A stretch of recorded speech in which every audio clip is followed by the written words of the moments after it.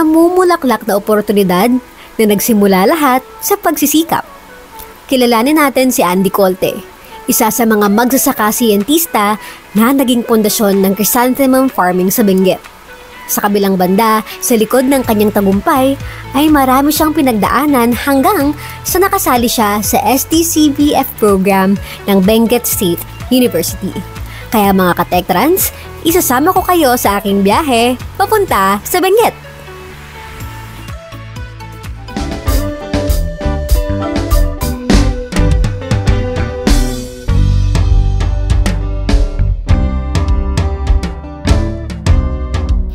Isang namumulaklak na araw mga ka-Tektrans. Kasama po natin ngayon ang isa sa mga beneficiaries ng STCBF Chrysanthemum.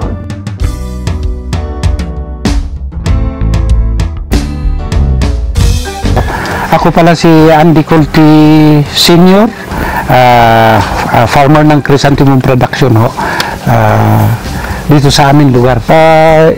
Year 2016, na-form yung La Trinidad Cut Flower Growers Association.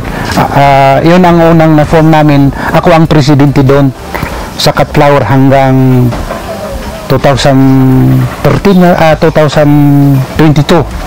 Ako ang nag-presidente doon. Sa program ng SCBF, talagang in-apply namin on hands na ginawa namin sa farm. Ayun ang nakita na ng mga kasama namin na farmer. Yung ang maganda sa SCBF program, at saka yung mga kasama ng SCBF program, pinapasyalan ako rito, namamasyal din ako doon sa parang sharing technology kami na farmer. Yun ang hindi ko malimutan sa SCBF program. Dito sa Benguet, dati-dati hanggang dito sa Trinidad lang. Nung may SCBF program hanggang the whole province of Benguet, hanggang region na.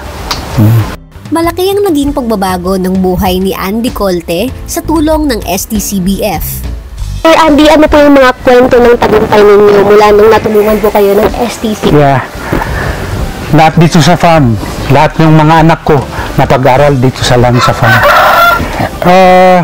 Noon nung grabe ang nung wala pa itong SCBF, grabe ang gastos ko sa farm inputs kasi talagang linalagyan mo ng maraming abono, kahit spray, sige, mahal ang farm inputs ko. Noong nag-STBF na ako, at least may ganansya na ako kasi na-laser ang yung GAP, yung Good Agriculture Practices, at saka yung chemicals, hindi na masyado, at saka yung mga technology na, maganda na yung technology. Ngayon matapos na po ang project niyo, ma'am, ano po yung mga technology transfer na hanggang ngayon ay na-adapt pa rin ng mga beneficiary niyo? In terms of interventions, I think really that the disease management is very important in the production of quality production for chrysanthemum.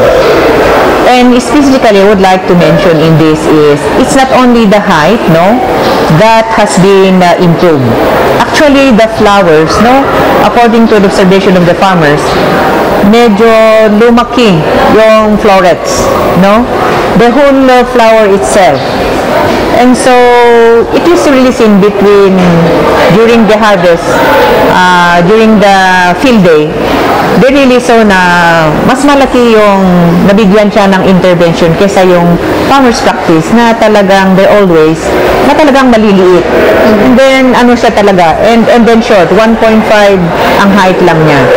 So I think at the context itong technology, we had a chance to visit them during pandemic yun eh.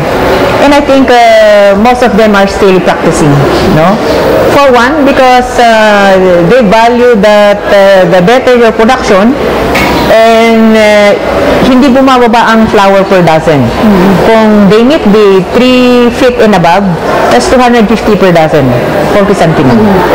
So I think it is a way of life, and it is the only source of income. I think they're also encouraged to continue a good practices of chrysanthemum production.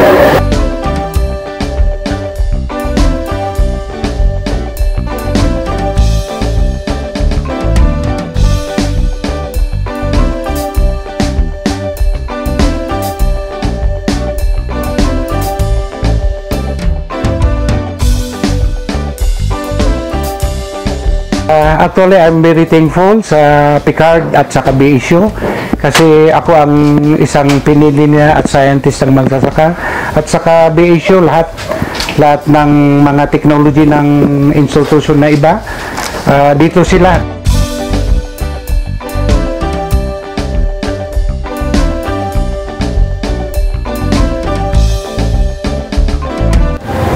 Ako si Tess, ang co-project leader ng SCCDF Chrysanthemum.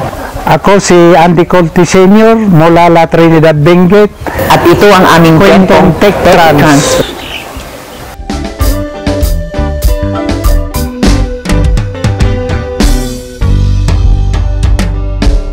Hanggang sa susunod na kwentong Tech Trans, ako po si Tita Ja, ang makakasama niyong maglakbay sa Banyuhay. Marami pa kaming ikakwento, kaya samahan niyo ulit kami sa susunod na episode ng Kwentong Tech Trans. Banyuhay ng Kwentong Tech Trans, sa paglalakbay ating tunay na makakamtan.